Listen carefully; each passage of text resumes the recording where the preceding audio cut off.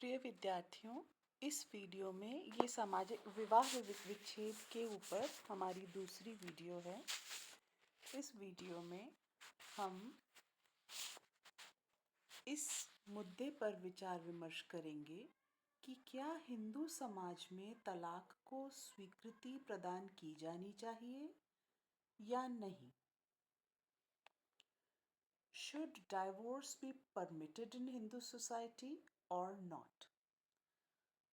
सदियों से हिंदुओं में विवाह को एक पवित्र संस्कार माना जाता रहा है, किंतु वर्तमान में परिस्थितियां बदल गई हैं और कई लोग विवाह को एक सामाजिक एवं वैधानिक समझौता मानते हैं। इसी संदर्भ में तलाक के प्रति दृष्टिकोण में भी परिवर्तन आया है। कुछ लोग तलाक को उचित बताते हैं तो कुछ लोग उसे अनुचित बताते हैं। क्या हिंदुओं में तलाक की अनुमति दी जानी चाहिए? इसके पक्ष एवं विपक्ष में दो प्रकार के मत मिलते हैं। हम यहाँ इन दोनों ही पक्षों पर विचार करेंगे।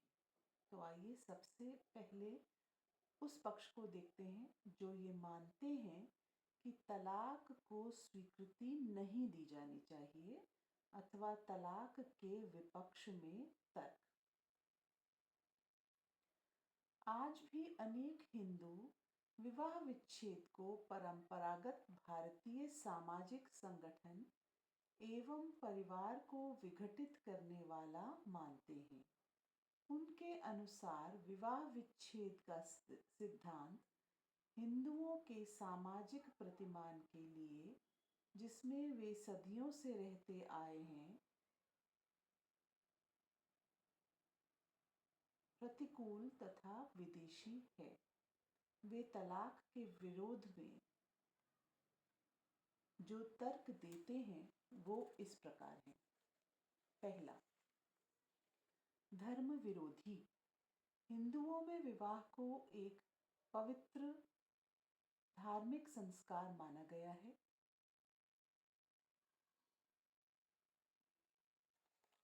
यह पति पत्नी के बीच जन्म जन्मांतर का संबंध है जिसे तोड़ा नहीं जा सकता।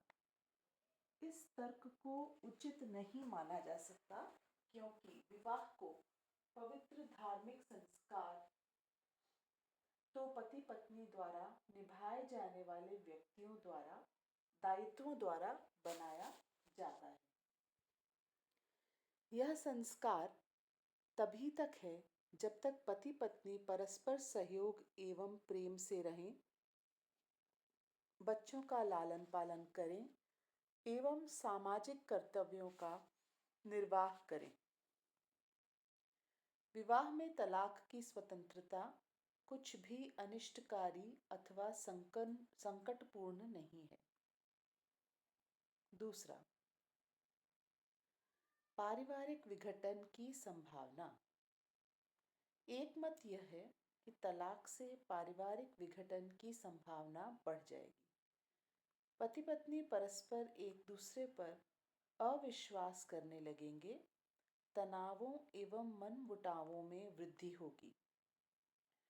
स्त्री अन्य पुरुष के बहकावे में आकर अपने पति को छोड़ देगी और पुरुष भी अन्य स्त्री की ओर आकर्षित होकर उस पर अत्याचार कर सकता है और तलाक के लिए उसे बाध्य कर सकता है, जिससे कि उसे भरण पोषण हेतु खर्चा न देना पड़े। पारिवारिक विघटन सामाजिक विघटन को भी जन्म देगा, अतः तलाक की स्वीकृति नहीं दी जानी चाहिए। किंतु इसके विरोध में ये कहा जाता है कि जब पति पत्नी परस्पर तनावों से जूझ रहे हों, उनमें विश्वास समाप्त हो गया हो, एक दूसरे पर अत्याचार करते हों, तब परिवार कैसे संगठित रह सकता है। ऐसी स्थिति में तो तलाक उन्हें इन संकटों से मुक्ति ही दिलाएगा। तीसरा, स्त्रियों के भरण पोषण की समस्या। भारत जैसे पुरुष प्रधान देश में जहां अधिकांशतः स्त्रियां अशिक्षित हैं और अपने जीवन निर्वाह के लिए पति पर निर्भर हैं, तलाक होने पर वे बेघर बेसहारा हो जाएंगी। उनके सामने जीविका का संकट पैदा हो जाएगा। उन्हें आर्थिक कठिनाइयों का सामना करना पड़ेगा। ऐसी स्थिति में कई बार स्त्रियों को अनैतिक जीवन भी व्यतीत करना पड़ सकता है। इस तर्क के विरोध में भी लोग कहते हैं कि अब स्त्रियों में जागरूकता आई है, वे नौकरी एवं व्यवसाय के द्वारा जीवन यापन करने में सक्षम होती जा रही हैं। चौथा, बच्चों की समस्या। तलाक के कारण बच्चों पर प्रतिकूल प्रभाव पड़ेगा। उनके लालन पालन, शिक्षा दीक्षा की समस्या पैदा हो जाएगी और माता या पिता के अभाव में उनके व्यक्तित्व का भी समुचित विकास नहीं हो पाएगा। माता पिता के प्रेम के अभाव में वे जीवन में खालीपन अनुभव करेंगे। कई बार ऐसी स्थितियां बाल अपराध को भी जन्म देती हैं।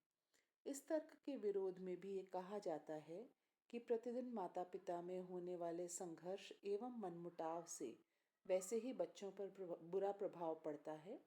तलाक के कारण वे इससे मुक्ति पा सकेंगे। पांचवा,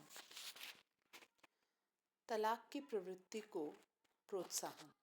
विवाह विच्छेद की छूट देने से लोग इसके आदी हो जाएंगे और वे एक के बाद एक तलाक देते जाएंगे एवं पुनर्विवाह करते जाएंगे। इससे जीवन में ठहराव नहीं आएगा और अनैतिकता में वृद्धि होगी। इस तर्क के विपरीत ये कहा जाता है कि तलाक की स्वीकृति के अभाव में व्यक्ति किसी अन्य व्यक्ति से यौन संबंध स्थापित करके भी अनैतिकता को बढ़ावा दे सकता है।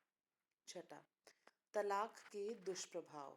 इनके अतिरिक्त तलाक से संवेगात्मक संकट पैदा होता है। पति पत्नी की आशाएं टूट जाती हैं, उनके सपने टूट जाते हैं, उनके अहम को ठेस लगती है, हीन भावना पैदा होती है।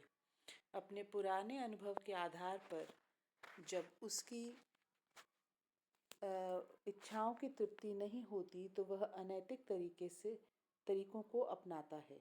इससे वेश्यावृत्ति में वृद्धि होती है। उपर्युक्त सभी कारणों एवं प्रभावों के आधार पर ही लोगों का मत है कि तलाक को स्वीकृति नहीं दी जानी चाहिए।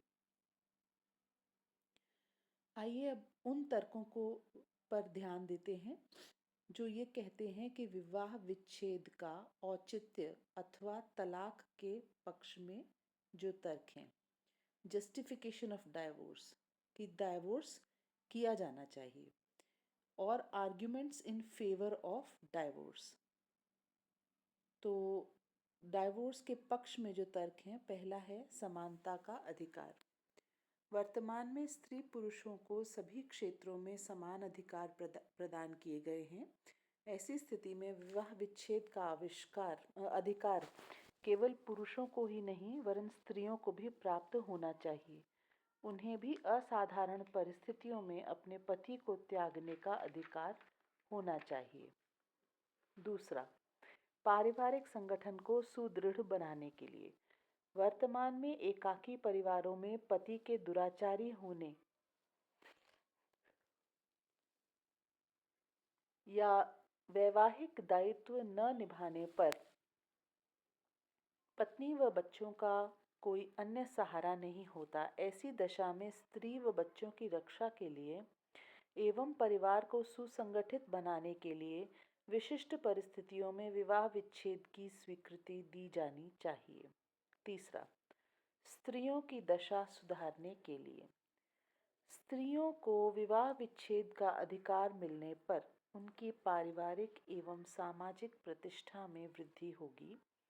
साथ ही पुरुषों की मनमानी पर भी अंकुश लगेगा।